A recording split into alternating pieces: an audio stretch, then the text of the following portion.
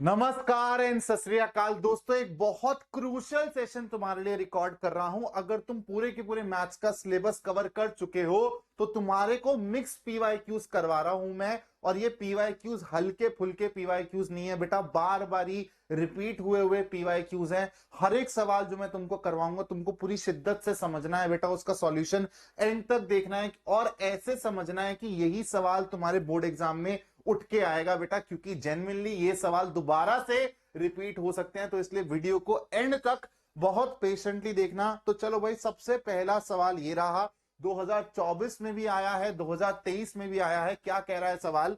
आराम से बेटा सवाल को पढ़ेंगे और सॉल्व करेंगे, ठीक है? Ready? Two vertices of the parallelogram ABCD are given as this A and B। तो बेटा A और B वर्टिसेस के आपको कोऑर्डिनेट्स दिए हुए हैं दोस्त। If the equation of the line passing through the point C and D is given by this, तो बेटा लाइन की इक्वेशन दी हुई है और बोला है find the distance between the sides AB and CD, hence find the area of the parallelogram ABCD। तो सबसे पहले बेटा हम लोग डायग्राम बनाते हैं इसका, ठीक है? मैं आपको इसको एक अलग तरीके से भी सॉल्व करना सिखाऊंगा। दो मेथड सिखाऊंगा बेटा इस सवाल के, जो भी आपको समझ आ जाए वो आपके लिए बेस्ट है।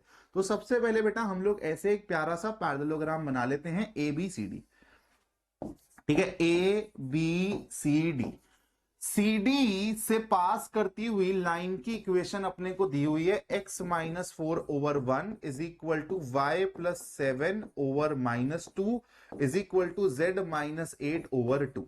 ए के अपने को बेटा कोऑर्डिनेट दिए हुए हैं क्या? -1 2 1, और बी के अपने को कोऑर्डिनेट दिए हुए हैं बेटा 1 -2 और 5, ठीक है? सबसे पहले मेथड 1 को समझना। आपको बेटा इन दोनों ए बी और सी डी के बीच का डिस्टेंस निकालना है। जब आपके सवाल में डिस्टेंस मेंशन्ड हो तो आपको अपने आप से इमेजिन करना है, चाहे मेंशन हो रखा हो या नहीं हो रखा, कि वो शॉर्टेस्ट डिस्टेंस की बात कर रहा है। मतलब ये परपेंडिकुलर यहां से ड्रॉप करोगे बेटा तो इस डिस्टेंस की बात कर रहा है। अगर मैं इसको डी बोल दूं और इसको ई बोल दूं तो अपने को बेटा डीई कैलकुलेट करना है। फर्स्ट पार्ट हमारा ये कह रहा है। तो एक बात बताओ, क्या ये डीई इन दोनों पैरेलल लाइंस के बीच का डिस्टेंस नहीं है? क्या आप लोगों को ऐसा कुछ पता है जिससे आप दो पैरेलल लाइंस के बीच का मिनिमम डिस्टेंस निकाल सकते हो? आपको पता है सर, डायरेक्टली फॉर्मूला हमको पढ़ाया गया है।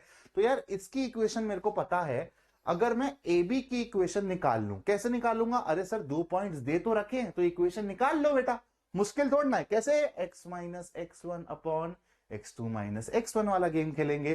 तो बेटा इसको मैं मान लेता हूं अपना x1 y1 z1 और इसको मान लेता हूं मैं x2 y2 z2। चलो, तो x माइनस ऑफ -1 यानी कि x plus 1 upon 1 minus of -1 हो जाएगा 2 is equal to y minus 2 upon -2 यानी कि -4 बच्चा, ठीक है? यहां पर आ जाएगा अब अपने पास z -1 अपॉन 5 -1 दैट इज 4। अब बेटा देखो ये दोनों की दोनों पैरेलल लाइंस हैं तो आपको डायरेक्शन रेशियोज भी दिख रहे हैं। यहां पर 1 -2 2 है तो यहां पे 2 -4 4 है। इसको सिंप्लीफाई करके दोनों के डायरेक्शन रेशियो सेम कर देते हैं। तो x प्लस 1 अपॉन 1 ये हो जाएगा y माइनस 2 अपॉन -2 और ये हो जाएगा z माइनस 1 अपॉन 2। तो देखो 1 -2 2 1 -2 2। बेटा 5 नंबर में ये सवाल आया था पेपर में, दोबारा सेम सवाल उठकर आ सकता है। अब तुमको लाइन की इक्वेशन पता है, ए बी की और सी डी की लाइन की इक्वेशन पता है, तो क्या अब तुम लोग यहां पर दो पैरेलल लाइंस के बीच का डिस्टेंस का फॉर्मूला लगा के इसको नहीं निकाल सकते? डीई इजीली कैलकुलेट हो जाएगा। अब सिर्फ फॉर्मूला में वैल्यूज पुट करनी है, आंसर निकालना है। सेकंड पार्ट क्या कह रहा है? Hence find the area of the parallelogram ABCD. अब इसका एरिया निकालना है बेटा। क्या मैं एबी की लेंथ निकाल सकता हूं? हाँ सर, डिस्टेंस फॉर्मूला लगा देंगे और ये डीई में निकाल चुका हूं। तो एरिया ऑफ पैरेललोग्राम यही तो होता है, base times height. A B निकाल लो के डिस्टेंस फॉर्मूला से, डीई तुम पहले पार्ट में निकाल चुके हो, तुम्हारा सेकंड पार्ट हो गया सॉल्व। लेकिन ये मेथड तो सबको चमक जाएगा। जो मेथड 2 मैं बता रहा हूं बेटा वो प्यारा मेथड है, और अगर तुम उस तरीके से सोच पा रहे हो बेटा तो। और मैं क्यों वो सेकंड मेथड बता रहा हूं? क्योंकि एक ही सवाल के थ्रू मैं तुम्हारे दो कॉन्सेप्ट रिवाइज करा दूंगा। तुमको याद है फुट ऑफ परपेंडिकुलर वाला कॉन्सेप्ट? तो चलो इस सवाल को अब हम फुट ऑफ परपेंडिकुलर वाले कॉन्सेप्ट से फोड़ते हैं, ठीक है? ध्यान से देखना। दोबारा से बेटा अपन लोग क्या कर रहे हैं? पैरेललोग्राम बना रहे हैं। ठीक है, अपन लोग पैरेललोग्राम बना रहे हैं, ऐसे प्यारा सा अपन ने पैरेललोग्राम बना लिया। ठीक है, किसने बोला आपको ए बी नीचे लेने के लिए? आप ए बी ऐसे भी तो ले सकते हो, ए बी सी डी। ठीक है, ए आपको गिवन है बेटा क्या, 1 -1 2 1, और ये कैसे गिवन है बेटा आपको, बी क्या है, 1 -2 एंड 5, और आपको सी डी से पास करती हुई लाइन की इक्वेशन गिवन है। ठीक है, इसको मैं ऐसे एक्सटेंड कर रहा हूं ताकि आप लाइन की तरह इसको फील कर सको। और ये है बेटा x -4 upon 1 is equal to y +7 upon -2 is equal to z -8 upon 2। अब एक बात बताओ, इमेजिन करना पिक्चर को, पेन चेंज कर लेता हूं। ये वो पॉइंट है जिससे आप परपेंडिकुलर ड्रॉप कर रहे हो। तो आपने ऐसा सवाल कर तो रखा है जहां पर एक पॉइंट है, एक लाइन गिवन है, और आपको बोला है कि ये आपने परपेंडिकुलर ड्रॉप किया और इसकी लेंथ बताओ। तो क्या सेम टाइप का प्रॉब्लम यहां पर भी जनरेट नहीं हो गया? चाहे उसने यहां पे फुट ऑफ परपेंडिकुलर और ये सब चीजें मेंशन नहीं करी हैं, लेकिन अपने को निकालना तो अल्टीमेटली ये परपेंडिकुलर डिस्टेंस ही है। तो अगर मैं ये ए पॉइंट को मान लू, वो वाला पॉइंट जहां से मैंने परपेंडिकुलर ड्रॉप किया इस लाइन पे, तो हम लोग क्या करते थे बेटा, सॉल्व कैसे करते थे हम लोग इस लाइन पे? अब इस सवाल को ऐसे ले जाओ कि ये एक ए पॉइंट है और ये तुम्हारी बेटा लाइन है। तुमने क्या किया, इस पॉइंट से ऐसे परपेंडिकुलर ड्रॉप किया, लाइन की इक्वेशन गिवन है तुम लोगों को। तुम लोग क्या करते थे, इस वाले पॉइंट को मान लेते थे कुछ भी, इस वाले पॉइंट को, तुमको जब लाइन की इक्वेशन दी हुई है तो इसी लाइन पे ये वाला पॉइंट लाई करेगा, तो तुम लोग इसको अज्यूम कर देते थे। यही तरीका होता था बेटा, मैंने कराया तुमको वन शॉट में। तो इस बी पॉइंट को अज्यूम कर लेते हैं, इसको लैम्डा से इक्वेट करके, लैम्डा +4 हो जाएगा मेरा एक्स कोऑर्डिनेट, वाई कोऑर्डिनेट क्या हो जाएगा, -2 लैम्डा -7, -2 लैम्डा -7, और मेरा जेड कोऑर्डिनेट क्या हो जाएगा बेटा, 2 लैम्डा +8। ठीक है, 2 लैम्डा +8। बात समझ आई? अब देखो, तुमको जब ये वाला पॉइंट तुमने अज्यूम कर लिया लैम्डा की टर्म्स में, ये वाला पॉइंट तुमको गिवन है -1 2 1, ए बी से डायरेक्शन रेशो निकालोगे तो क्या वो इस लाइन के डायरेक्शन रेशो के परपेंडिकुलर है? मतलब डॉट प्रोडक्ट जीरो वाला फंडा लग जाएगा यहां पर, तो भाई लगा दो। चलो एक काम करो, यहां से ए बी के डायरेक्शन रेशोज निकालो, तो लैम्डा +4 -1 यानी कि लैम्डा +5। ठीक है, इसको मल्टीप्लाई करोगे किससे, 1 से, फिर -2 -7 और फिर -2, तो यानी कि -2 प्लस आ जाएगा यहां पर -2 -7 -2 कितना हो जाएगा बेटा अपने पास, -9। इसका प्रोडक्ट किससे करेंगे अपन लोग, -2 से करेंगे। ठीक है, प्लस फिर क्या आएगा, 2 लैम्डा +8 -1 यानी कि 2 लैम्डा +7, और इसका प्रोडक्ट किससे करूंगा बेटा, 2 से।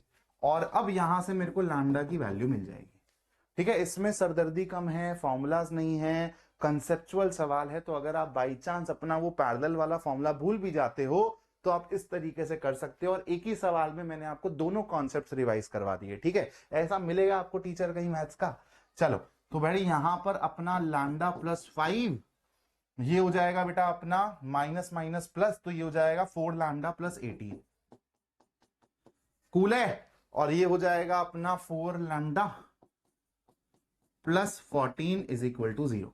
तो लैम्डा वाली टर्म्स अपनी 3 है, 4 4 8 और एक 9 लैम्डा, और ये हो जाएगा बेटा अपना क्या, 18 14 यानी कि 32 32 और 5 37। ठीक है, थोड़ी सी गंदी वैल्यू आ रही है, लेकिन ठीक है, शायद कैलकुलेशन में कहीं पे कुछ ना कुछ हो सकता है, एरर हुआ हो, लेकिन आपका काम है कि कैलकुलेशन आप कर लोगे लेकिन मेथड को समझो। ठीक है, लैम्डा की वैल्यू बेटा 36 तो नहीं आ रही ना, एक बार ही देख लूं, 14 32 32 और 5 ही था ना यहाँ पे। लैम्डा +4 -1 लैम्डा +5 ही आएगा, एकदम सही है यार। मतलब मेरे को तो कैलकुलेशन में कोई एरर नहीं दिख रहा, बाकी आप ढूंढ पाओ तो बेटा कमेंट में बता देना। लैम्डा की वैल्यू ये आएगी, उससे अपने को ये वाला पॉइंट मिल जाएगा। अब अपने को ए बी निकालना था, डिस्टेंस फॉर्मूला लगाऊंगा, सवाल समाप्त। ठीक है, एक ही सवाल से दो कॉन्सेप्ट रिवाइज करवा दिए तुमको। चलो अब चलते हैं बेटा, एक और सवाल करते हैं। किसका करें किसका करें किसका करें किसका करें, चलो एक काम करते हैं, इंटीग्रेशन का सवाल उठा ले एक, या प्रोबेबिलिटी का सवाल उठा ले? चलो एक प्रोबेबिलिटी का सवाल उठा लेते हैं, बहुत इंपॉर्टेंट सवाल है बेटा। In a factory machine A produces 30% of total output, machine B produces 25% of total output and the machine C produces remaining output. तो 30 ये हो गया, 25 ये हो गया, तो बचा कितना बेटा 45। तो ये अपना 45% आउटपुट प्रोड्यूस करता है। The defective items produced by machines A, B and C are this and this respectively. An item is picked at random from a day's output and found to be defective. Find the probability that it was produced by machine B. तो भाई देखो आप लोग क्या कर रहे हो, एक फैक्ट्री है जिसमें 3 मशीनें लगी हुई हैं, वो कोई आइटम प्रोड्यूस कर रही हैं, वो आइटम प्रोड्यूस कर रही हैं, तो कितना डिफेक्टिव आ रहा है उसका आप लोगों को सारा का सारा प्रोबेबिलिटी दिया गया है। बाद में बोला गया है कि यार एक आइटम उठाया वो डिफेक्टिव था, तो बताओ कि वो मशीन बी से आया होगा। एक कार्य हो गया और पूछा जा रहा है कि कहां से आया होगा। बैक ट्रैकिंग मतलब बेस थ्योरम का ये सवाल है। तो सबसे पहले बेटा हम लोग इसमें प्रॉपरली ना फ्लो चार्ट बनाएंगे कि आप लोगों का क्या हो रहा है बेटा। एक फैक्ट्री है जो कि कुछ ना कुछ आउटपुट प्रोड्यूस कर रही है, ठीक है। अपन लोग बना क्या रहे हैं, कुछ भी बना रहे हैं, लिखा नहीं हुआ, कोई आइटम बना रहे हैं, ठीक है।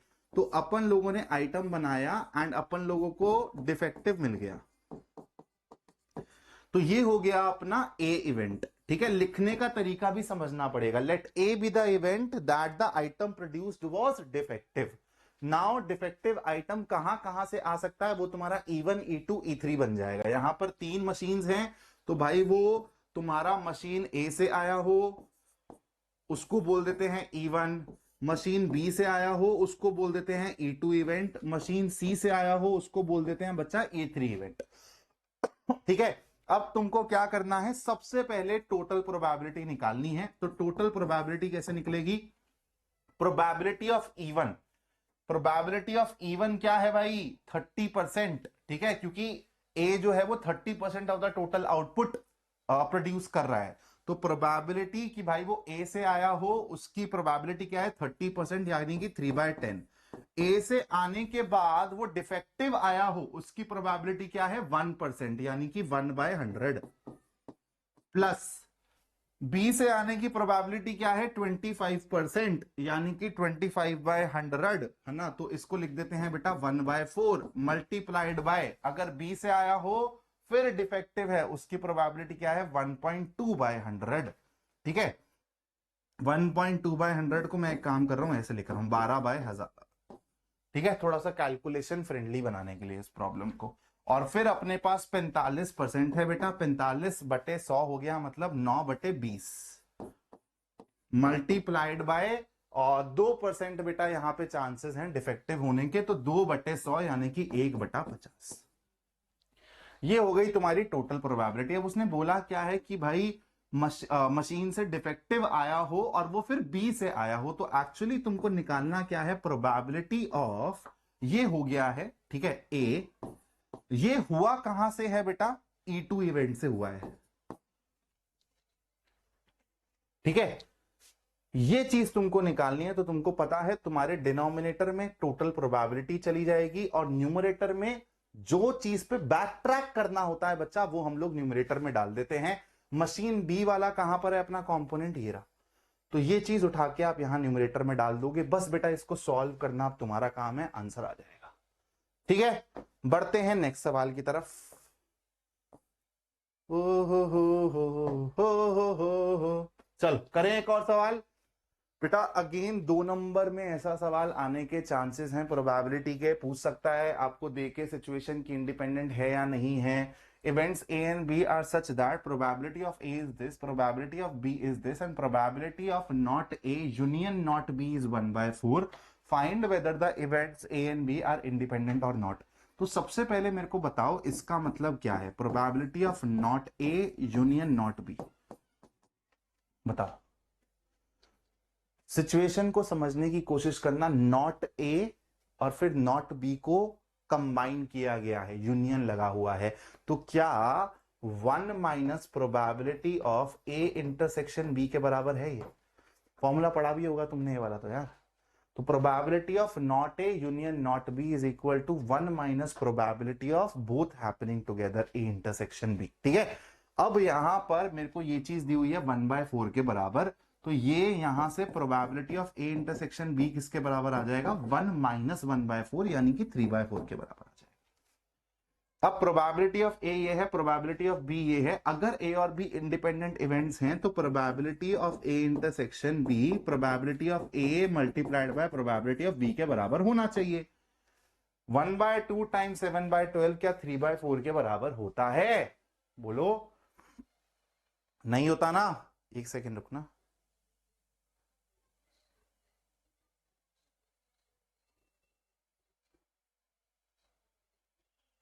डन। तो ये इंडिपेंडेंट इवेंट्स नहीं है, यहां से आपको पता चलेगा। थोड़ा सा और आगे बढ़ते हैं दोस्तों। हो इश्क दे। हाँ जी, अगेन बेटा अब very very typical kind of problem 3 number में बार बार ये पूछा जा चुका है। आप लोगों को पता है, ज्यादा कुछ करना नहीं है इसको। वैसे आप सास बहू साजिश से भी कर सकते हो, स्क्वेयरिंग बोथ साइड से भी कर सकते हो, या फिर आप यहाँ पर x की जगह बेटा साइन अल्फा और y की जगह साइन बीटा डाल देना और सॉल्व करना चालू कर देना, बस। ठीक है, ट्रिग्नोमेट्रिक सब्स्टिट्यूशन वाला आपका सवाल है। मैंने ये आई थिंक पिछला कल वाले सेशन में भी करवाया है, तो जिस बच्चों को इसको पूरा सॉल्यूशन देखना है वो कल वाला सेशन भी देख सकता है, और बहुत इजीली हो जाएगा, आपको बस ये सब्स्टिट्यूट करना है। ठीक है, लेकिन इंपॉर्टेंट सवाल है इसलिए मैंने यहां पर भी इसको मेंशन किया है। आ जाओ। हाँ जी, तो बेटा देखो, एडजॉइंट ऑफ ए ट्रांसपोज के डिटरमिनेंट पे सवाल आते ही आते हैं, तो इस सवाल से आपके कॉन्सेप्ट रिवाइज हो जाएंगे। एडजॉइंट का कैसे डिटरमिनेंट निकालते हैं, ट्रांसपोज का determinant. If A is a square matrix of order 3, ठीक है जी, such that the value of determinant of adjoint A is 8, then the value of A transpose का डिटरमिनेंट। तो बेटा तुमको पता होना चाहिए ये वाली चीज कि एडजॉइंट का जो डिटरमिनेंट होता है वो किसके बराबर होता है, determinant of A to the power n-1, जहां पे n क्या होता है, ऑर्डर ऑफ मैट्रिक्स। बहुत इंपॉर्टेंट प्रॉपर्टी है, बहुत इंपॉर्टेंट फॉर्मूला है, हर साल इस पे सवाल आता है, 1 नंबर का फंसेगा यहां से सवाल। बेटा देखो, ऑर्डर तुमको 3 दिया हुआ है, एडजॉइंट ऑफ ए का डिटरमिनेंट 8 दिया हुआ है, तो क्या ऐसा समझ पा रहे हो? तो तुम्हारा डिटरमिनेंट ऑफ ए किसके बराबर हो गया, रूट ए बोल दू, रूट 8 बोल दूं? तुम लोग बोलोगे sir why not minus root 8, है ना, वाई नॉट माइनस रूट 8, तो बेटा तुम माइनस रूट 8 भी लिख सकते हो। थोड़ा देखो तो सही सवाल कहां जा रहा है तुम्हारा, तुमको कहीं पर भी ऑप्शंस में दिख रहा है वैसा? इसलिए मैंने यहां पर ये चीज लिखी है। अब यहां पे ध्यान से देखो, तुमको निकालना क्या है, और तुमको मैंने बता रखा है, तुमको पता भी होना चाहिए कि ट्रांसपोज का डिटरमिनेंट और ओरिजिनल मैट्रिक्स का डिटरमिनेंट सेम होता है, यानी कि रूट 8 किसके बराबर होता है, 2√2 के बराबर होता है। D is the correct answer. ठीक है, 2 प्रॉपर्टीज यहां से अपनी रिवाइज हो गई। चलो थोड़ा सा और आगे बढ़ते हैं बेटा।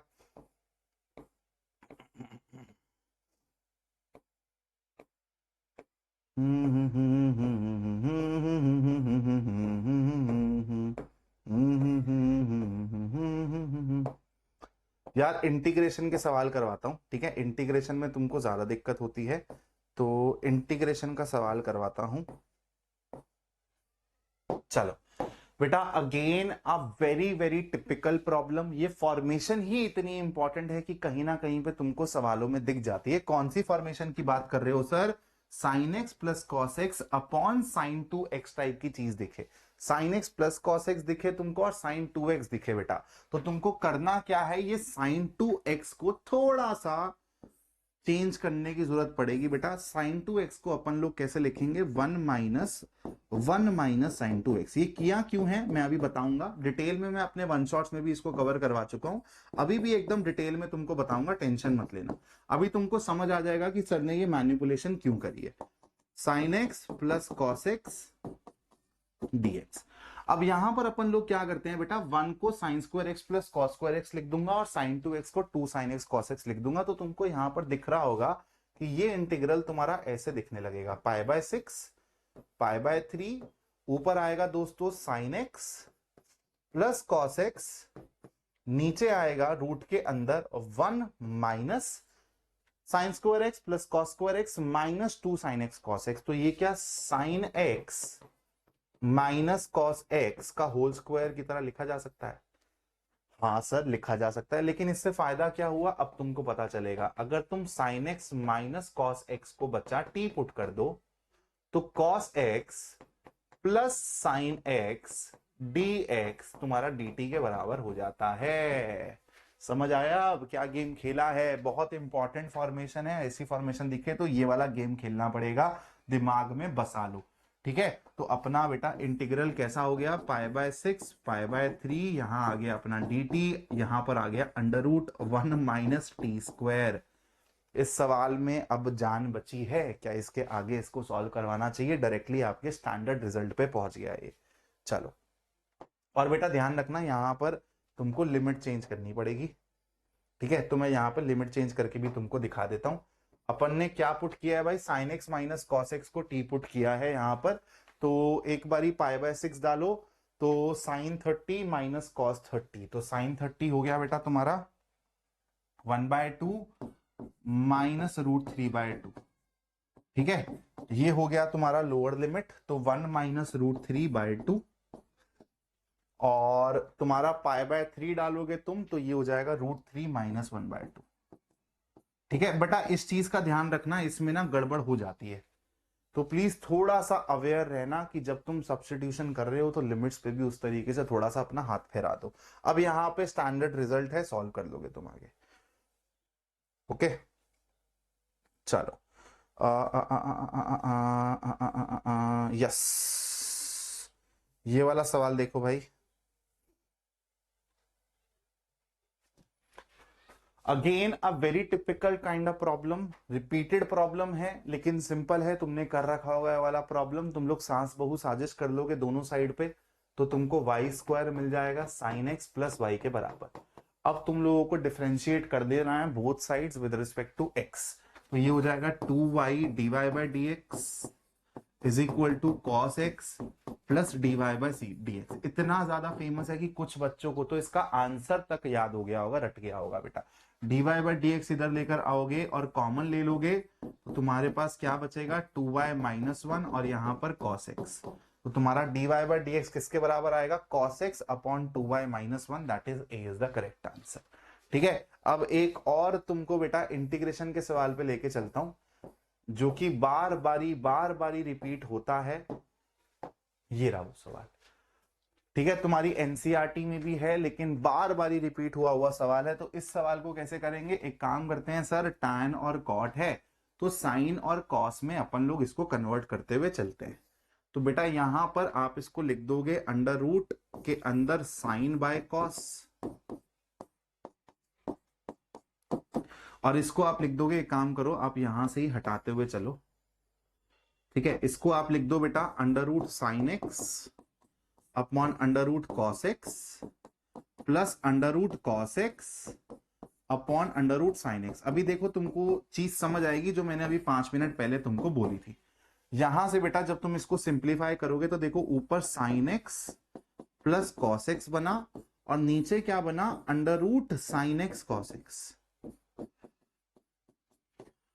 अब तुमको कुछ याद आ रहा होगा जो मैंने अभी 5 मिनट पहले करवाया है बेटा। सवाल याद है, sign x plus cos x था, नीचे साइन 2x था रूट के अंदर। देखो वही फॉर्मेशन है, यहां पे तुमको 2 की कमी दिख रही है ना, डाल दो तो उसी फॉर्मेशन में चला जाएगा बेटा। तो तुम्हारे को जो मैंने वो फॉर्म बताया है, फॉर्मेट बताया, वो तुमको बार बारी बहुत डिफरेंट टाइप के इंटीग्रल्स में यूज होता हुआ दिखाई देगा। इसलिए वो एक बहुत इंपॉर्टेंट मैनिपुलेशन है, कौन सी, साइन एक्स प्लस कॉस वाली विद साइन 2x या फिर 2 साइन एक्स कॉस एक्स।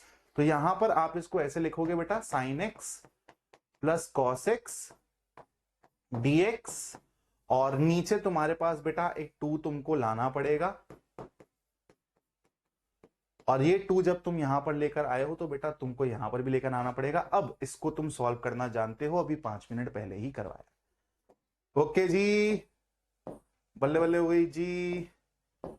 हाँ जी, अगेन अ वेरी क्रूशियल सवाल। ऐसा सवाल आए जहां पर तुमको -a से a जाता हुआ दिखे तो अंदर अपने को चेक करना होता है बेटा कि ये किस टाइप का फंक्शन है, ऑड है इवन है, तो x की जगह -x डालोगे तो बेटा देखो ये तो कॉस स्क्वायर एक्स है, तो ये तो सेम रहेगा, और ये एक्स का क्यूब है, मतलब ये माइनस साइन बाहर निकाल देगा। तो ये एक ऑड फंक्शन है। ऑड फंक्शन कैसे पता चलता है कि अगर आप माइनस एक्स की इनपुट डालो तो आपको अपने फंक्शन का नेगेटिव दिख जाए। अगर ऐसा दिखे तो बेटा ये ऑड फंक्शन होता है, इस केस में आपका आंसर 0 हो जाता है। ठीक है, चलो आ जाओ आ जाओ आ जाओ। Very crucial question. यहां पर मैं आपको 2 या 3 रिजल्ट्स बता दूंगा जो आपके एग्जाम में आ सकते हैं, कोई सा भी रिजल्ट पे सवाल आ सकता है। Alpha beta and gamma are the angles which a line makes with positive directions of x, y and z axis respectively, then which of the following is not true? अगर देखो बेटा अल्फा बीटा गामा आपके direction angles होते हैं, तो हमको ये पता है कि cos square alpha plus cos square beta plus cos square gamma, cos square alpha, आजा भाई, हाँ जी, cos square alpha plus cos square beta plus cos square gamma, ये बेटा अपना 1 के बराबर होता है। ये आपको पहली स्टेटमेंट में दिया हुआ नॉट ट्रू बोला है, तो ये तो बेटा अपना ट्रू है। अब यहीं पे ही इसकी और वेरिएशंस बनती हैं दोस्तों। कैसे बनेंगी? इसको सबसे पहले तो एक काम करो, साइन स्क्वायर में कन्वर्ट करो, तो ये हो जाएगा 1 minus sign square alpha plus 1 minus sign square beta plus 1 minus sign square gamma.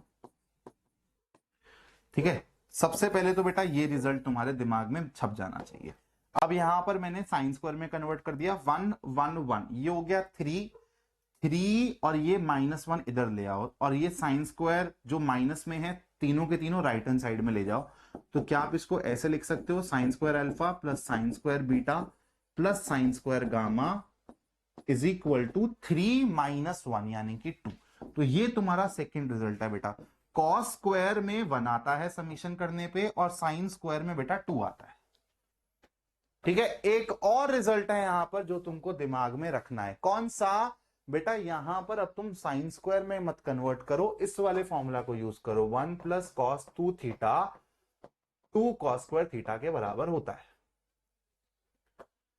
ठीक है, कहानी क्लियर? तो यहां पर अपने को क्या लिखना है बेटा, कॉस स्क्वायर अल्फा को लिखना है 2 थीटा वाली टर्म में मेरे को लेकर आना है।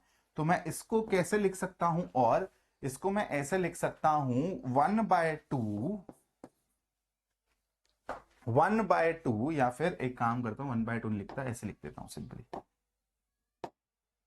1 plus cos 2 alpha by 2 plus 1 plus cos 2 beta by 2 plus 1 plus cos 2 gamma by 2 is equal to 1। यहां तक दिख रहा है ना बेटा आप लोगों को? हाँ दिख रहा है, सही है। अब अपने को कुछ नहीं करना बेटा, इस 2 को अपन लोग राइट हैंड साइड में भेज देंगे, 1 1 1 ये ऐड होके 3 हो जाएगा, और ये cos 2 अल्फा इसी साइड पे रहने दो। तो cos 2 alpha plus cos 2 beta plus cos 2 gamma, ये किसके बराबर हो जाएगा? राइट हैंड साइड में 2 और यहाँ पे 3, तो 2 - 3 -1। तो ये आपका तीसरा रिजल्ट है बेटा जो आपको याद होना चाहिए। ठीक है, इज इक्वल टू -1। इसको भी अपन लोग डब्बे में डाल देते हैं। चाहो तो बेटा अपनी नोटबुक में लिख लो, ये तीनों रिजल्ट में से कहीं से भी सवाल तुम्हारा आ सकता है, इतने इंपॉर्टेंट है रिजल्ट।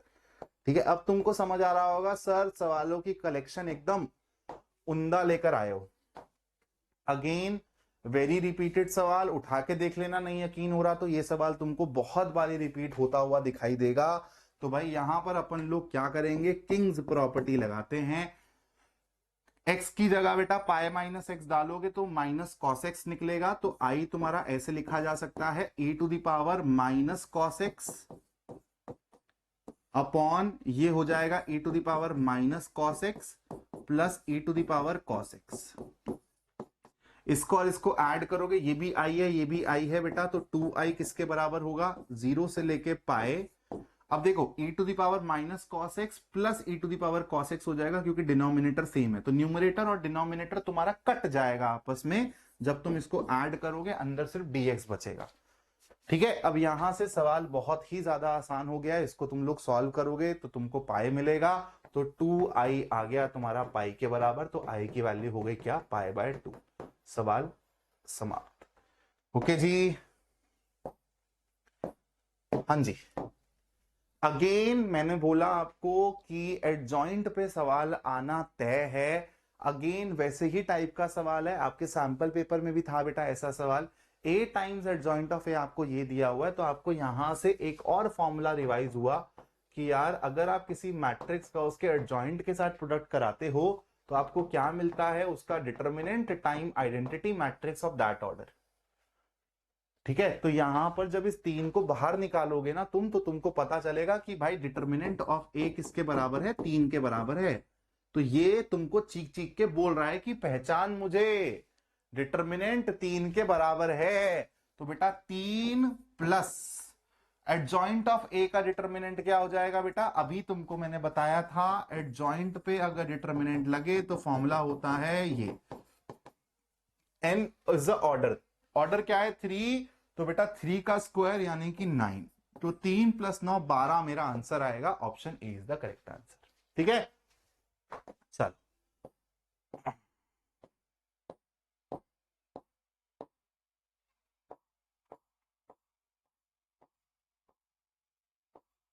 एक आधा वेक्टर का सवाल करते हैं, है ना।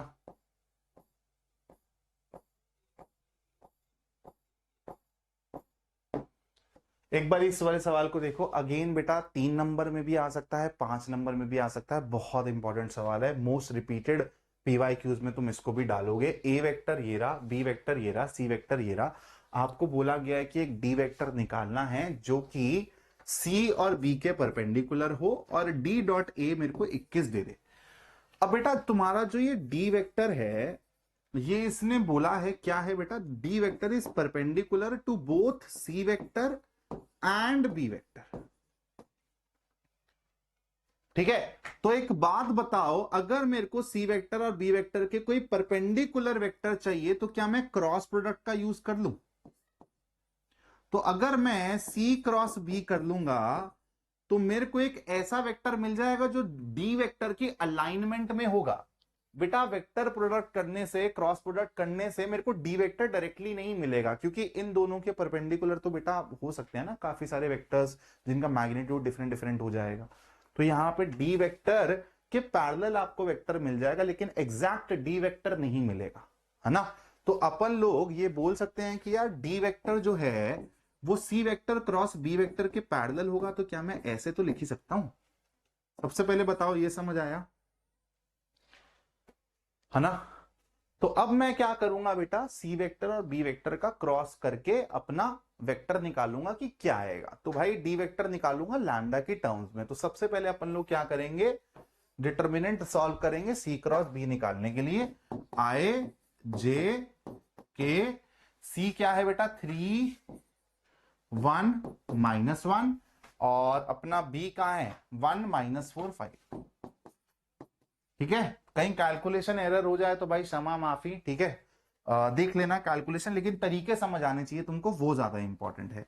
तो भाई यहां से अपन लोग क्रॉस करते हैं, तो आई कैप के साथ क्या आ जाएगा अपने पास 5 और फिर -4 यानी कि 1, तो ये हो जाएगा आई कैप। ठीक है, फिर आएगा आपके पास जे कैप माइनस साइन के साथ 15 और ये हो गया 16। ठीक है, 15 माइनस ऑफ -1 तो -16 जे कैप। और फिर के कैप के साथ क्या आएगा -12 -1 -13 के कैप। ठीक है, तो ये आ गया अपना क्या बेटा सी क्रॉस बी। तो क्या मैं डी वेक्टर को लिख सकता हूं लैम्डा टाइम्स दिस, है ना, क्योंकि कोलिनियर वेक्टर्स हैं, पैरेलल पैरेलल वेक्टर्स हैं, सेम अलाइनमेंट वाले वेक्टर्स हैं। अब तुमको एक और रिलेशन दिया गया है इसी लैम्डा को फोड़ने के लिए, क्या है वो, d dot a is equal to 21। तो इसका डॉट लो बेटा ए के साथ, तो 4 और लैम्डा 4 लैम्डा -16 और 5 80 -80 लैम्डा -13 और -1 यानी कि +13 लैम्डा। किसके बराबर दिया हुआ है बेटा 21 के बराबर दिया हुआ, तो 13 और 4 हो गया 17 -80 + 17 यानी कि -63 हो गया ना ये, है ना। कहीं गड़बड़ तो नहीं करी, 13 17 17 एकदम सही है। -63 लैम्डा इज इक्वल टू 21, तो लैम्डा की वैल्यू आ गई बेटा -1/3। लैम्डा की वैल्यू -1/3 आते ही आपको जो चाहिए था वो मिल गया है। D vector is equal to nothing but -1/3 i cap -16 j cap -13 k cap, this is your final answer. ठीक है, इसके आपको दूसरे सॉल्यूशंस भी मिलेंगे जब आप बुक्स में देखोगे, वहां पर इक्वेशंस बनाते हैं। वो क्या करेंगे, डी वेक्टर को इमेजिन कर लेते हैं, लेट डी वेक्टर भी एक्स आई कैप प्लस वाई जे कैप प्लस जेड के कैप। तो वो लोग क्या करेंगे, एक बार डी का सी के साथ डॉट प्रोडक्ट करके 0, डी का बी के साथ डॉट करके 0 और डी का ए के साथ डॉट करके ये, तो 3 इक्वेशंस बनेंगी, एक्स वाई जेड निकालोगे, आंसर आ जाएगा। लेकिन वो लंबा मेथड है, बेस्ट मेथड ये है जो मैंने आपको बताया।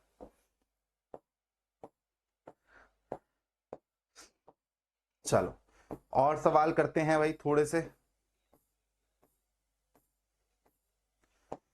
एक प्रोबेबिलिटी का सवाल कर लें, अच्छा सवाल है, आराम से समझेंगे अपन लोग। यार ये कौन फोन कर रहा है बार बार ये।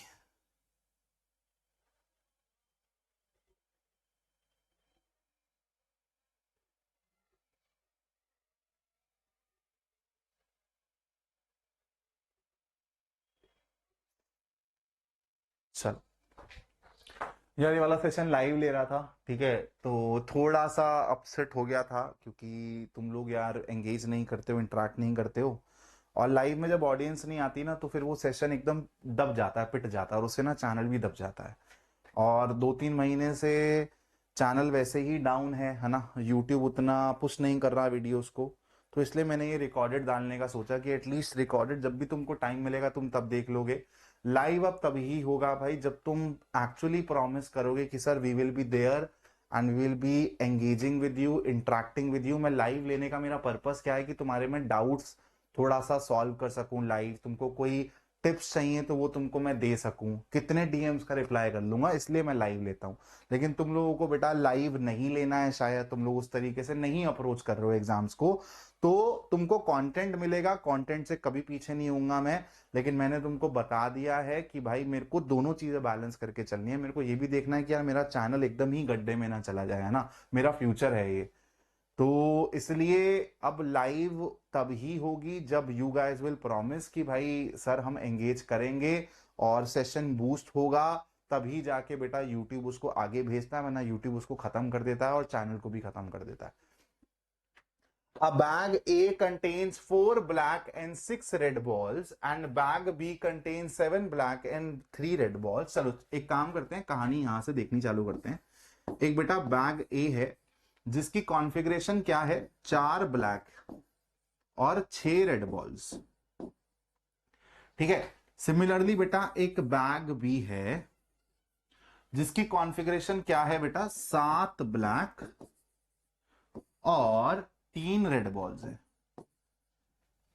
अ डाई इज थ्रोन, ठीक है, एक पासा फेंका गया, अगर एक और दो आता है उस पे, if 1 or 2 appears on it then bag A is chosen, otherwise bag B is chosen. ठीक है, तो बैग ए चूज करने की प्रोबेबिलिटी क्या होगी बेटा, 2/6, दैट इज 1/3 इसकी प्रोबेबिलिटी है इस बैग को चूज करने की, और 2/3 इसको चूज करने की प्रोबेबिलिटी है।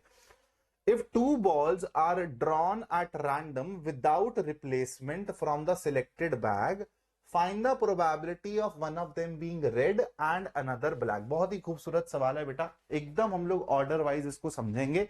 सबसे पहले आपको यह समझ आ गया कि भाई आप दोनों बैग में से कोई भी चूज कर सकते हो, लेकिन इक्वल प्रोबेबल केस नहीं है। बैग ए को चूज करने की प्रोबेबिलिटी है 1/3 और इसको चूज करने की प्रोबेबिलिटी है 2/3। चलो कोई सा भी बैग चूज हो गया, अब उसने क्या बोला है, 2 balls are drawn at random without replacement. एक निकाला बेटा तो उसको वापस नहीं डाला गया है, आपने फिर कॉन्टिन्यूटी में दूसरी बॉल निकाली है without replacement from the selected bag. Find the probability of one of them being red and another black. तो ये तुम्हारा सिंपल बेटा एक टोटल प्रोबेबिलिटी का सवाल है, इसमें बेस थ्योरम नहीं है कि ये बॉल्स निकल गई, अब ये बताओ वो बैग ए से आई है या फिर बैग बी से आई है, ऐसा कोई भी यहाँ पे कंडीशनिंग नहीं है, स्टेटमेंट नहीं है।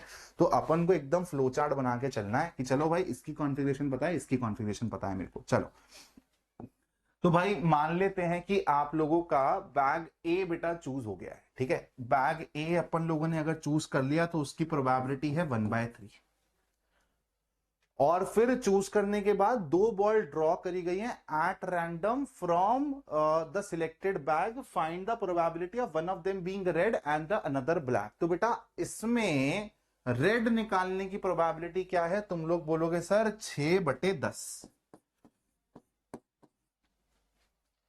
और ब्लैक निकालने की प्रोबेबिलिटी क्या है? 4 ब्लैक हैं लेकिन अब 9 बॉल रह जाएंगी क्योंकि रिप्लेस नहीं कर रहे हो, ठीक है, तो 4/9।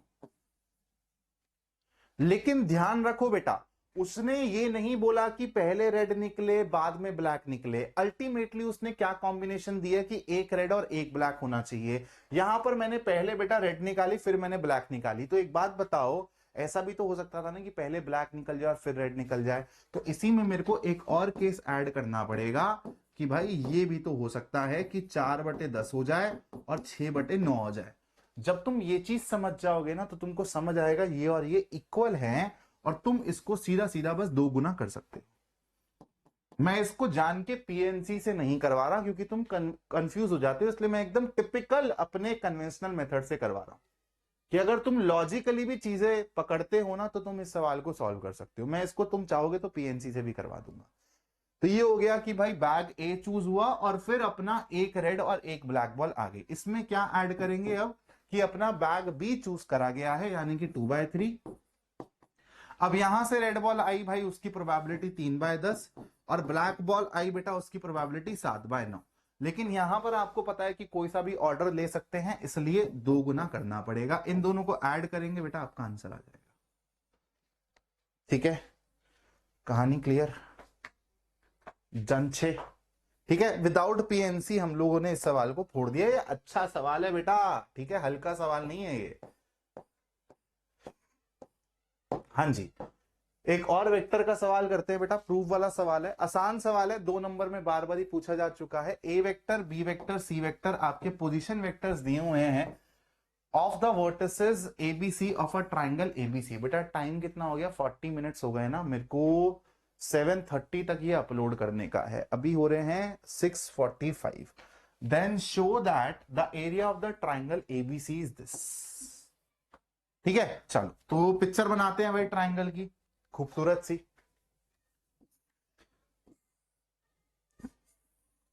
ए बी सी, ठीक है, और इसका पोजीशन वेक्टर आपको दिया हुआ है यार ए वेक्टर, ये दिया हुआ है बी वेक्टर, ये दिया हुआ है आपको सी वेक्टर। आप एक बात बताइए, अगर मैं आपको पूछूं कि यार बीसी वेक्टर कैसे लिखोगे, बीसी वेक्टर कैसे लिखोगे, तो तुम लोग बोलोगे sir BC vector can be written as this, b vector minus A vector. यही तरीका होता है अगर पोजीशन वेक्टर गिवन हो तो। और अगर मैं तुमको बोलूं, और तुमको ये पता है ना कि एरिया ऑफ ट्राइंगल का बेटा क्या फॉर्मूला होता है? हाफ। तुम कोई सी भी बेटा यहां पर 2 साइड्स पकड़ लो और उसका क्रॉस कर लो, जैसे ए बी पकड़ लो और बी सी पकड़ लो, ठीक है, ये तुम्हारा बेटा एरिया ऑफ ट्राइंगल निकालने का फॉर्मूला होता है सिंपली। तो बीसी अपन ने निकाल लिया, एक काम करते हैं ए बी और निकाल लेते हैं अपन लोग। तो ए बी वेक्टर किसके बराबर हो जाएगा बेटा? ए वेक्टर माइनस सी वेक्टर। चलो अब क्या करते हैं बेटा, वो चीज निकालने की कोशिश करते हैं। तो हाफ, इसको हटाओ, मॉडुलस को हटाओ, सबसे पहले हाफ को भी हटाओ, इन दोनों का क्रॉस करो। चलो A B cross B C करो तो तुमको क्या मिलेगा? A vector minus C vector का क्रॉस बी वेक्टर माइनस ए वेक्टर के साथ, ठीक है। तो यहां से तुमको मिलेगा बेटा ए वेक्टर क्रॉस बी वेक्टर, फिर मिलेगा तुमको माइनस सी वेक्टर क्रॉस बी वेक्टर, जिसको तुम कैसे लिख सकते हो? Plus B vector cross C vector, उल्टा करके, ठीक है। और इसको तुमने इसके साथ ले लिया, अब हो जाएगा तुम्हारा ए वेक्टर का क्रॉस विद ए वेक्टर 0 हो जाएगा, और फिर इसका इसके साथ माइनस सी वेक्टर का cross with minus A vector, जो कि और कुछ नहीं बेटा, क्या हो जाएगा? C vector cross A vector, ठीक है। ये तुम्हारा A B cross B C आ गया। मैग्नीट्यूड लगाओ, हाफ लगाओ, जो चाहिए था वही है, हेंस प्रूव्ड, प्रूव्ड, ठीक है। 2 नंबर में सवाल आते हैं बेटा ऐसे, इंपॉर्टेंट है, प्लीज आराम से करके चले जाना। ऑर्डर एंड डिग्री के सवाल बेटा आएगा ही आएगा, 1 नंबर फिक्स है, या तो ये आएगा या तो इंटीग्रेटिंग फैक्टर पे सवाल आएगा। The order and degree of the differential equation d2y by dx2 plus dy by dx to the power 1/4 plus x to the power 1/4 is 0 respectively are। तो ऑर्डर और डिग्री बतानी है, ऑर्डर पहले है, degree क्योंकि बेटा कभी कभी ना वो ऐसे ना ऑप्शंस में खेल जाता है, जैसे वो बोल देगा डिग्री एंड ऑर्डर, और हम जल्दबाजी में क्या करेंगे, ऑर्डर और डिग्री के हिसाब से ऑप्शन चूज कर लेंगे। ये गलती बच्चों से हुई है पिछले साल, इसलिए मैं तुमको बता रहा हूं, थोड़ा सा कॉशियस रहना। तो अब अपन लोग देखेंगे क्या ये हमारा एक अलजेब्रिक एक्सप्रेशन है, लेकिन क्या ये पॉलिनोमियल है? क्या डेरिवेटिव की पावर आपको होल नंबर दिख रही है? नहीं। तो यहां पर बेटा हमको डेरिवेटिव की पावर होल नंबर बनानी पड़ेगी, मतलब इसको पॉलिनोमियल फॉर्म में लाना पड़ेगा, उसके बाद में डिग्री की बात करूंगा। ठीक है, तो चलो आ जाओ। तो यहां पर हो जाएगा अपने पास क्या, d2y बाय dx2, और यहां पर plus x to the power 1/5 और is equal to minus dy by dx to the power 1/4। ठीक है, अब आप क्या करोगे, दोनों साइड पे पावर 4 कर दो। जब आप दोनों साइड पे पावर 4 कर दोगे तो मेरे को एक बात बताओ, ये मैक्सिमम कितनी पावर उठेगा बेटा, फोर्थ पावर उठेगा। ये आपका dy बाय dx हो जाएगा सिंपली। और अब आपको ऑर्डर पता है, यहीं से ही आएगा, और इसी की ही हाईएस्ट पावर क्या निकल कर आ गई, 4 आ गई। तो आपका ऑर्डर आ गया बेटा 2 और डिग्री आ गया आपका 4। ए इज द करेक्ट आंसर। ठीक है, तो इस टाइप का सवाल भी आ सकता है जहां पर आपको पॉलिनोमियल फॉर्म में पहले कन्वर्ट करना पड़ेगा। देखो ऑर्डर तो तुम लोग बेटा यहीं से ही बता सकते हो डायरेक्टली, लेकिन डिग्री के लिए ये वाला गेम खेलना पड़ेगा। इस टाइप का सवाल आएंगे तो बच्चों कर लोगे, बहुत इंपॉर्टेंट सवाल है कि इक्विवेलेंस रिलेशन प्रूफ कर दो। और ऐसे टाइप के सवाल काफी पूछे जा रहे हैं कि भाई ये रिफ्लेक्सिव प्रूफ करो, सिमेट्रिक प्रूफ करो, ट्रांजिटिव प्रूफ करो। और मैं आपको सलाह दूंगा, अगर आप सिर्फ एनसीईआरटी के ही सारे सवाल करके चले जाते हैं, that means inclusive of the miscellaneous questions, अगर आप करके चले जाते हैं तो आपका सवाल फंस जाएगा। ऐसा सवाल आएगा जो आप बना लोगे, पक्की बात है। इसमें मैं आपको बता देता हूं अपने को करना कैसे होगा। अपने को बेटा इक्विवेलेंस रिलेशन प्रूफ करने के लिए रिफ्लेक्सिविटी चेक करनी पड़ेगी, फिर अपने को सिमेट्रिसिटी चेक करनी पड़ेगी, और फिर अपने को ट्रांजिटिविटी चेक करनी पड़ेगी। ठीक है, रिफ्लेक्सिविटी के लिए अपन लोग क्या करेंगे, देखो n by n defined by A B related to C D if A D, तो अपने को रिफ्लेक्सिविटी के लिए करना पड़ेगा check if whether A B is related to itself. ठीक है, तो यहां पर जहां पर भी C और D है उसकी जगह A और B डाल दो। तो A D की जगह डलेगा बेटा B, यहां पर आएगा B plus A is equal to, B की जगह B रहेगा, C की जगह क्या आएगा A, और यहां पर आएगा A प्लस B। तो तुम एक बात बताओ, क्या यहां पर इक्वालिटी होल्ड कर रही है, A B commutative property hold करती है मल्टीप्लीकेशन में और एडिशन में भी। Hence left hand side is equal to right hand side, therefore this relation is reflexive. Similarly बेटा सिमेट्रिसिटी में तुम क्या करोगे कि भाई if A B is related to C D, that means this is true, we will have to check whether C D is related to A B और not. तो अब बेटा जहां पर A है वहां पर C डालोगे, जहां पर D है वहां पर जहां पर B है वहां पर D डालोगे, जहां पर बेटा A है तुम्हारा जहां पर तुम्हारा C है वहां पर A डालोगे, और जहां पर D है वहां पर B डालोगे। तो मैं तुमको करके दिखा देता हूं, तुम कंफ्यूज मत होना। तो अपन को बेटा A B related to C D है, तो ये दिया हुआ है और ये अपने को चेक करना है। तो A की जगह अपने पास क्या डालेगा, C। ठीक है, और D की जगह क्या डालेगा, B। B की जगह क्या डालेगा, D। ऑर्डर के हिसाब से देख लो। और अपने पास C की जगह क्या डालेगा बेटा, A is equal to, B की जगह क्या डालेगा अपने पास, D। C की जगह क्या डालेगा अपने पास, C की जगह A। और A की जगह अपने पास क्या डालेगा बेटा, A की जगह डालेगा अपने पास C, और D की जगह अपने पास क्या डालेगा, B। ठीक है भाई, अब देखो अगर ये चीज ट्रू है तो ये चीज बस अब लेफ्ट हैंड साइड में आ गई और ये वाली चीज राइट हैंड साइड में चली गई, तो यहां पर भी left hand side is equal to right hand side है, hence it is also symmetric. अब ट्रांजिटिव के लिए क्या करेंगे बेटा, ट्रांजिटिव के लिए थोड़ी सी मैनिपुलेशन करनी पड़ती है। अगर सवाल डिफिकल्ट बनता है तो वो ट्रांजिटिव के पर्पज से ही बनता है बेटा। तो यहां पर देखो, अब ट्रांजिटिविटी के लिए तुमको क्या करना पड़ेगा कि भाई A B related to C D है अगर, ठीक है, और सम C D is related to E F, then you will have to check whether AB is related to EF। तो अगर बेटा AB related to CD है तो ये ट्रू है ना। इसको भी तुमको थोड़ा सा मैनिपुलेट करके लिखना पड़ेगा। देखो AD है तो यहाँ पर A प्लस डी है, यहाँ पर B प्लस C है तो यहाँ पर BC है। तो एक काम करो बेटा, इस AD को यहां ले जाओ और इस BC को यहां ले आओ। तो अगर ये चीज ट्रू है तो मैं क्या लिख सकता हूं, BC को यहां ले गया बेटा, AD को यहां ले आया, B plus C upon BC यानी कि 1 upon B plus 1 upon C is equal to 1 upon A plus 1 upon D। ये चीज तुम्हारी ट्रू मान के चलोगे, ये फर्स्ट इक्वेशन हो गई। फिर CD रिलेटेड टू EF है तो आप सेम टाइप का बेटा बनाओ। CD रिलेटेड टू EF है तो तुम लोग यहां पर पैटर्न को ऑब्जर्व करके देख सकते हो कि ये दोनों बीच वाले लेफ्ट हैंड साइड में आए हैं, तो यहां पर आएगा 1 by d plus 1 by e, और एक्सट्रीम्स के reciprocal 1 by c plus 1 by f. Extremes मतलब ए और डी जो एकदम कॉर्नर एक्सट्रीम पे खड़े थे। तो ये भी तुम सही मान के चलोगे। अब तुमको प्रूफ क्या करना है कि ए बी ई एफ से रिलेटेड होगा या नहीं होगा। अगर कर दिया तो ट्रांजिटिव हो जाएगा।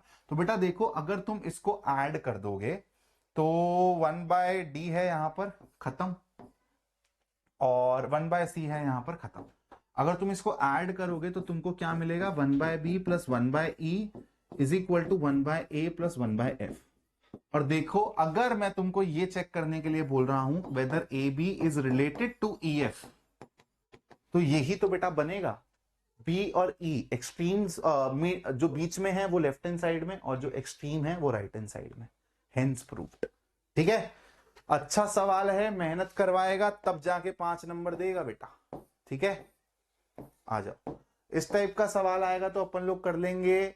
The direction ratios of the line 6x minus 2 is equal to 3y plus 1 is equal to 2z minus 2। तो बेटा ऐसे सवाल 1 नंबर में आने तय हैं। सबसे पहले चेक कर लेना कि स्टैंडर्ड फॉर्म में दी हुई हैं चीजें या नहीं दी हुई हैं। तो स्टैंडर्ड फॉर्म में कन्वर्ट करो। सबसे पहले 6 को बाहर निकालोगे, एक्स वाई जेड के कोफिशिएंट 1 बनाने होते हैं बेटा, ध्यान रखना। ठीक है, तो ये हो सकता है x माइनस 2 बाय 6 यानी कि 1 बाय 3 डिवाइडेड बाय 1 बाय 6। ठीक है दोस्त, डन सीन। ठीक है, चलो। और सेकेंड वाली टर्म को कैसे लिखेंगे, y plus 1 by 3 upon 1 by 3, और ये हो जाएगा z माइनस 1 अपॉन 1 बाय 2। तो तुम्हारे डायरेक्शन रेशियोज क्या आ गए, 1 बाय 6, 1 बाय 3 और 1 बाय 2। लेकिन ये तुम्हारे ऑप्शंस में नहीं है, तो तुम इसका कोई प्रोपोर्शनल नंबर उठा लोगे बेटा।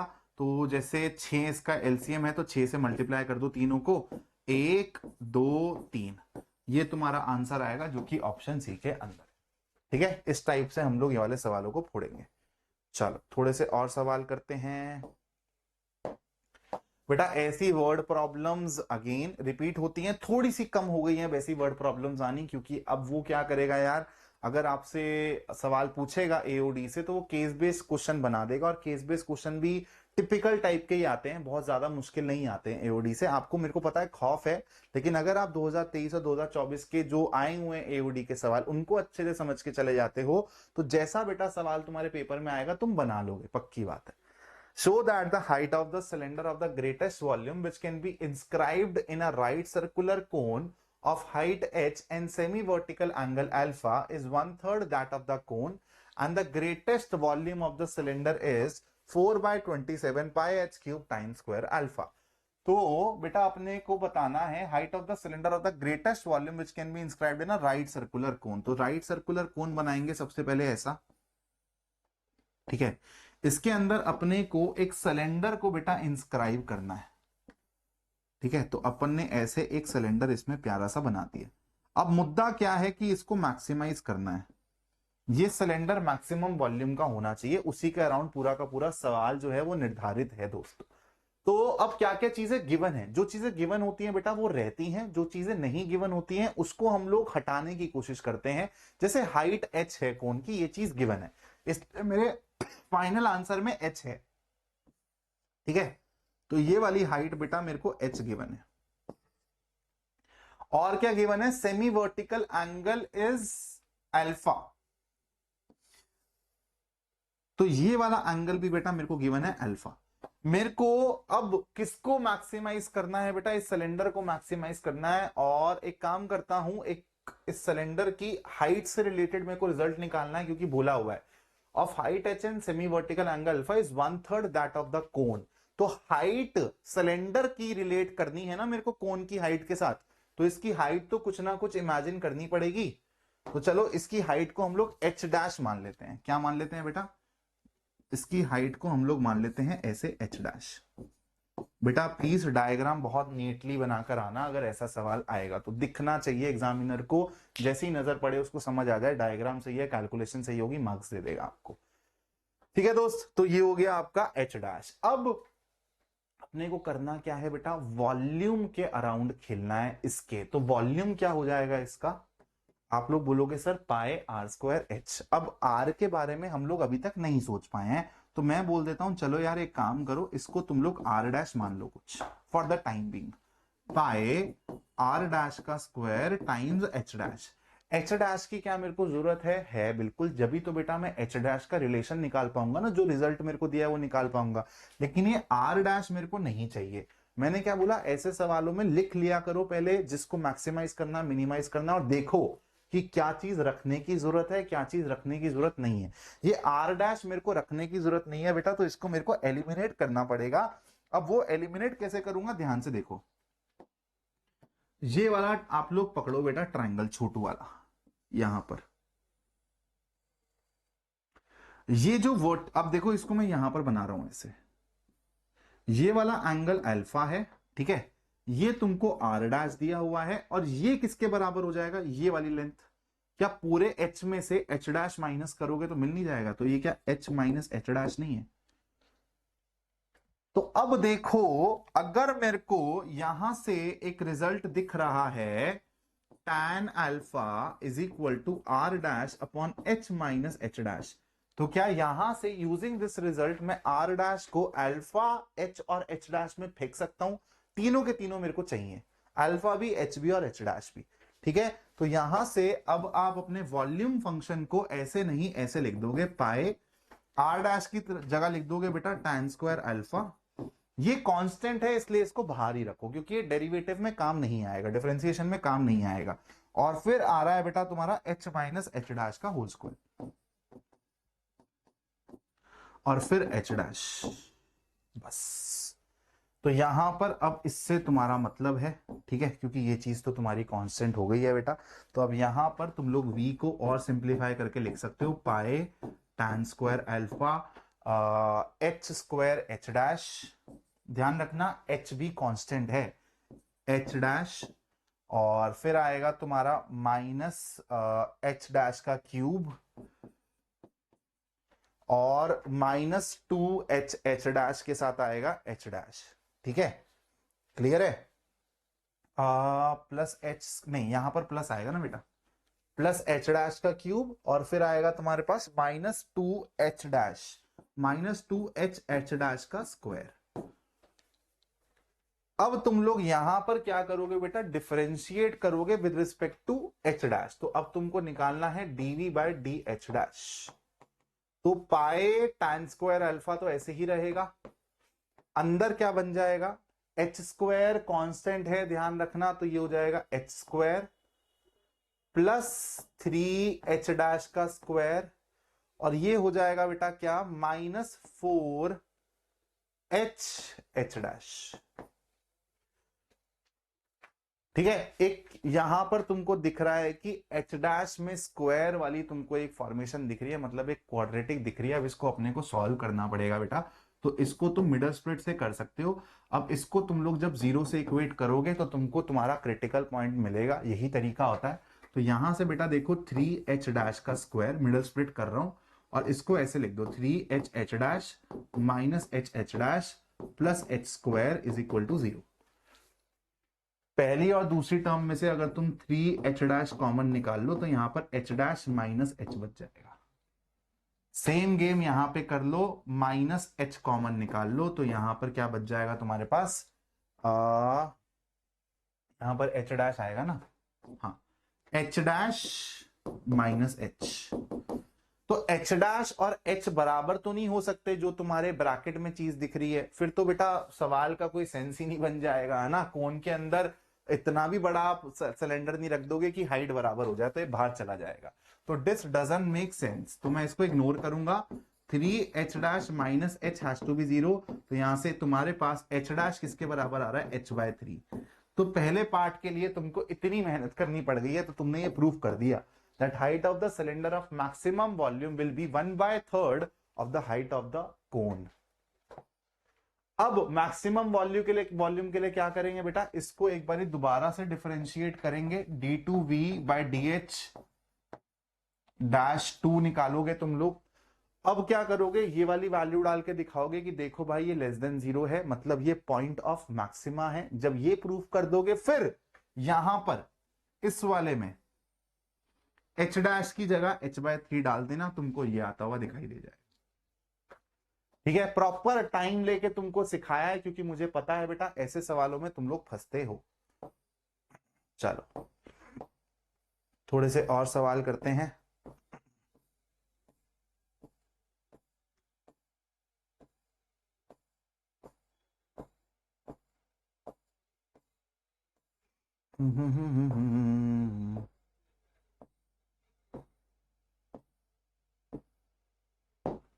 हाँ जी, ये वाला सवाल देखना बेटा।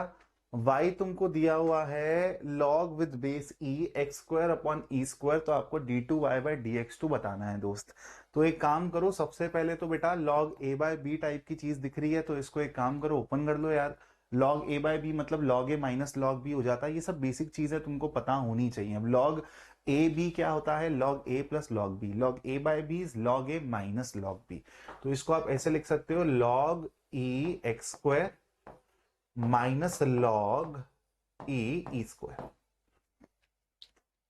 ठीक है, तो क्या इसको मैं अब ऐसे लिख सकता हूं, इसको तो मैं इसके साथ तो मैं कुछ कर ही नहीं सकता। सेकंड वाली चीज देखो, क्या वो 2 के बराबर नहीं हो गई सिंपली? बोलो लाडलो, बोलो। ये 2 आप आगे लेके आ सकते हो, और log e 1 के बराबर हो गया, तो ये -2 नहीं हो गया?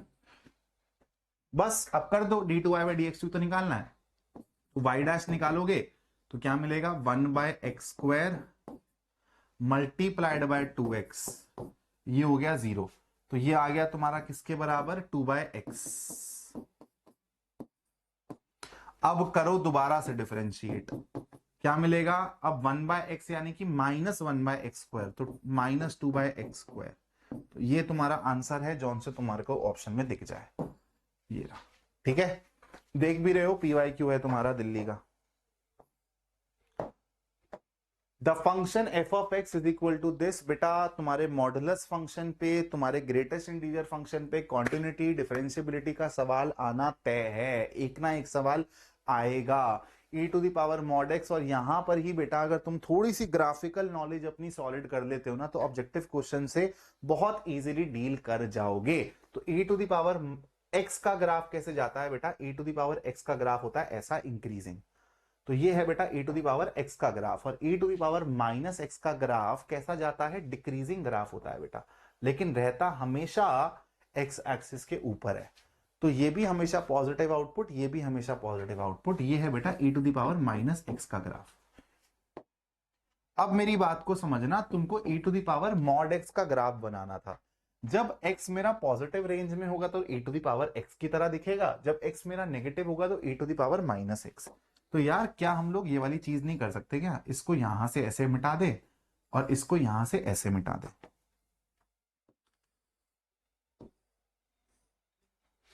तो ये जो ग्राफ बन के आया है ना दोस्त, ये और कुछ नहीं है, ये e⁻ mod x का ग्राफ है। ठीक है, this is the graph of e⁻ mod x। ठीक है, तो अब सवाल बहुत इजीली सॉल्व हो जाएगा। Continuous everywhere but not differentiable at x equal to 0, absolutely correct, क्योंकि 0 पे बेटा देखो कॉर्नर पॉइंट मिल रहा है तुमको। ठीक है, इसलिए यहां पर ही डिफरेंशिएबल नहीं होगा। और सवाल देखते हैं भाई। हाँ जी, two motorcycles A and B are running at a speed more than the speed allowed speed and the roads represented by the lines r vector is equal to this। तो बेटा वेक्टर फॉर्म में आपको lines की equation दी हुई है जिसपे वो travel कर रहे हैं। Based on the above information answer the following questions, find the shortest distance between the given lines, find the point at which the motorcycle may collide. तो सबसे पहले उसने शॉर्टेस्ट डिस्टेंस बोला है। देखते हैं बेटा कि ये अपनी किस तरीके की लाइंस हैं। हमको देख के पैरेलल लाइंस वाली फील तो आ नहीं रही, तो अपन लोग यहाँ पे स्क्यू लाइंस वाला फॉर्मूला लगाएंगे। यहां पर अब आपको मैं फॉर्मूला रिवाइज करवा देता हूं दोस्त। तो अगर आपको दो लाइंस की इक्वेशन दी हुई है ऐसे, A vector a1 vector plus lambda b1 vector, और दूसरी लाइन की इक्वेशन दी हुई है ऐसे, ठीक है, फॉर्मूला रिवाइज हो जाएगा आपका। अब आपको इन दोनों के बीच का डिस्टेंस लगाना है, मतलब स्क्यू लाइंस वाला जो फॉर्मूला होता है अपना, अगर वो लगाओगे तो किस तरीके से लगाओगे। डिस्टेंस होता है बेटा किसके बराबर, a2 माइनस a1 वेक्टर का डॉट लोगे इन दोनों के क्रॉस के साथ, b1 क्रॉस b2, ठीक है, अपॉन जो ये क्रॉस लिया है इसका मैग्नीट्यूड आता है नीचे, और फिर ओवरऑल चीज का मैग्नीट्यूड। तो ये है बेटा आपका फॉर्मूला जो आपको यहां पर यूज करना पड़ेगा। सिंपली बेटा आपको यहां पे देखो, आपका a1 जो है वो है नहीं, 0 है। b1 आपका ये रहा, मैं लिख देता हूं सारी की सारी चीजें, अब आपको सिर्फ पुट करनी है बेटा। ये आपका b1 वेक्टर के बराबर है, ये आपका a2 वेक्टर है, और ये आपका बेटा b2 वेक्टर है। बस अब आपको इसमें फॉर्मूला में डालना है और डिस्टेंस निकालना है। और सेकंड जो क्वेश्चन दिया हुआ है उसके हिसाब से जब आप ये सॉल्व करोगे ना तो डिस्टेंस आपको 0 मिल जाएगा, यानी कि ये स्क्यू लाइंस नहीं है, ये इंटरसेक्टिंग लाइंस है। यही तरीका होता है इंटरसेक्टिंग लाइंस को पहचानने का। स्क्यू लाइंस वाला हम लोग फॉर्मूला लगाते हैं, और अगर हमको डिस्टेंस 0 मिल जाता है बच्चा, तो हम बोल देते हैं कि यार ये तो इंटरसेक्टिंग लाइंस निकल गई, क्योंकि इनके बीच का मिनिमम डिस्टेंस 0 है। ठीक है, बहुत इंपॉर्टेंट क्रूशल सवाल है, लॉगरिथमिक डिफरेंशिएशन पे बेस्ड सवाल आएगा, पैरामेट्रिक फॉर्म पे बेस्ड सवाल आएगा। ठीक है, इस टाइप के सवाल आएंगे तो बेटा हम लोग कैसे डील करते हैं ऐसे सवालों से। हम लोग लॉगरिथमिक डिफरेंशिएशन करते हैं, वेरिएबल के ऊपर वेरिएबल अगर तुमको चढ़ा हुआ दिखे, बहुत सारे तुमको फंक्शंस मल्टीप्लिकेशन में डिवीजन में दिखे, तो तुम लोग लॉगरिथमिक डिफरेंशिएशन का यूज कर सकते हो। यहां पर हम लोग इसको u बोल देंगे, इसको v बोल देंगे। ठीक है, तो तुम्हारा u है बेटा x to the power cos x के बराबर, तो तुम लोग यहां पर अब दोनों साइड पे क्या लोगे, log लोगे, तो log u हो जाएगा तुम्हारा cos x log x के बराबर। सिमिलरली तुम्हारा v किसके बराबर है, cos x to the power sin x। यहां पर भी तुम लोग जब log लोगे दोनों साइड पे, तो log v ऐसा हो जाएगा sin x log cos x। अब तुम लोग क्या करोगे बेटा, यहां पर with respect to x differentiate करोगे, इसको भी यहां से with respect to x differentiate करके तुम लोग du बाय dx निकालने की कोशिश करोगे, और यहां से dv बाय dx निकालने की कोशिश करोगे। अब तुमने इसको u बोल दिया था, इसको v बोल दिया था, तो dy बाय dx कैसे निकलेगा तुम्हारा, du by dx plus dv by dx। ठीक है, du बाई dx तुम लोग यहां से निकाल लोगे, dv बाई dx यहां से ऐड कर देना, काम हो जाएगा। बहुत इंपॉर्टेंट फॉर्मेशन है दोस्त। अगेन ये जो सवाल है बहुत क्रूशल है, कंटिन्यूटी डिफरेंशिएबिलिटी दोनों के अराउंड बनाया जा सकता है। तो ये सवाल find the values of P and Q, unknown की वैल्यूज पूछ लेगा, देखिए कि यार ये फंक्शन इस पॉइंट पे कॉन्टिन्यूस है या फिर इस पॉइंट पे डिफरेंशिएबल है। तो उसने बोला है कि कॉन्टिन्यूस है, x is equal to pi by 2, तो यहाँ पर p और q की वैल्यू आपको बतानी है। ये वाला सवाल मैंने अपने गोट पी वाई क्यूज में भी करवा रखा है। ठीक है, इस वाले सवाल को भी हम दोबारा से सॉल्व नहीं करेंगे क्योंकि इसमें अच्छी खासी कैलकुलेशन है, 10 मिनट चला जाएगा। लेकिन अगर आपको ये वाला सवाल देखना है तो गोट पी वाई क्यूज का लेक्चर देख लेना। अब बेटा देखो, आपको ये चीज समझनी पड़ेगी कि मैंने बहुत कंटेंट ऑलरेडी चैनल पे डाला हुआ है। अगर वो मैं दोबारा से आप लोगों के लिए बनाऊं, वही क्वेश्चन सॉल्व करवाऊं, तो उसमें मेरा भी टाइम जाएगा और आप लोगों की भी एनर्जी जाएगी। जब वो चीज ऑलरेडी आपके पास रिकॉर्डेड पड़ी है तो आप उसको कम टाइम में देख सकते हो, 2x में देख सकते हो। मैं एक काम करता हूं, मैं आपको ना कुछ चीजें ना सजेस्ट कर देता हूं बेटा। ठीक है, मैं आपको कुछ चीजें सजेस्ट कर देता हूं, एक सेकेंड रुको बस। स्कोर अप पीवाईक्यूज के पर्सपेक्टिव से, score up class 11th and 12th। ठीक है, इस वाले सेशन को हम लोग यहीं पे ही रोक के आप लोगों को इसके बाद 1 घंटे का टास्क मैं और दे रहा हूं। अगर आप वीडियो को यहां तक देख चुके हैं तो थैंक यू सो मच, आप अच्छे खासे बेटा सिंसियर बच्चे हैं और बढ़िया तरीके से आप लोग फोड़ कर आएंगे। इसके अलावा आप लोगों को क्या करना है मैं बता देता हूं, मेरे कौन कौन से पीवाईक्यूज वाले जो लेक्चर हैं जो आपको देखने हैं। एक तो ये लेक्चर देख लेना बेटा, इसमें मैंने थोड़े से टफ क्वेश्चंस जो एक्चुअल बोर्ड एग्जाम में अपेयर करे गए हैं 2023 में 2024 में उनके साथ डील करवाया है, तो ये सवालों को देखना बहुत जरूरी है। उसके साथ साथ थोड़ा सा और आगे बढ़ते हैं बेटा, थोड़ा सा और आगे बढ़ते हैं। एक ये वाला लेक्चर जरूर देख लेना कि 13 सवाल हैं और ये मोस्ट इंपॉर्टेंट मोस्ट क्रूशल सवाल हैं बेटा। ठीक है, इसके अलावा मैंने एक तो पीवाईक्यू वाला लेक्चर लिया हुआ था जो कि लाइव में होगा आई थिंक, हाँ लाइव में होगा। मोस्ट रिपीटेड एमसीक्यूज कहाँ गया भाई, यस आई थिंक यही है, यस ये देख लेना। 3-3.25 घंटे का लेक्चर है, लेकिन इससे ज्यादा पीवाईक्यूज तुमको करने की जरूरत नहीं है। और एक गोट पीवाईक्यूज वाला लेक्चर था यार, वो जरूर देख जाना। ये मैंने पीवाईक्यूज यहां पर भी करवा रखे हैं 15, है ना, और एक मैंने 5 मार्कर वाला लेक्चर भी करवा रखा है, ये रहा। ये कुछ ऐसे छोटे छोटे से लेक्चर हैं जो अगर आप देख जाओगे तो बेटा आपके पीवाईक्यूज बहुत अच्छे से कवर हो जाएंगे। और वो गोट पीवाईक्यूज वाला मैं तुमको दिखा देता हूं। तो ये 3-4 वीडियोस बेटा तुम लोग ना अपने लाइब्रेरी में सेव करके रख लो, डाउनलोड करके रख लो, और इन वीडियोस को जरूर देख लेना पीवाईक्यूज के पर्सपेक्टिव से, काम हो जाएगा। मैं तुमको दिखा देता हूं वो गोट पीवाईक्यूज वाला लेक्चर कहाँ है यार, दिख नहीं रही वीडियो, मैंने करी तो थी।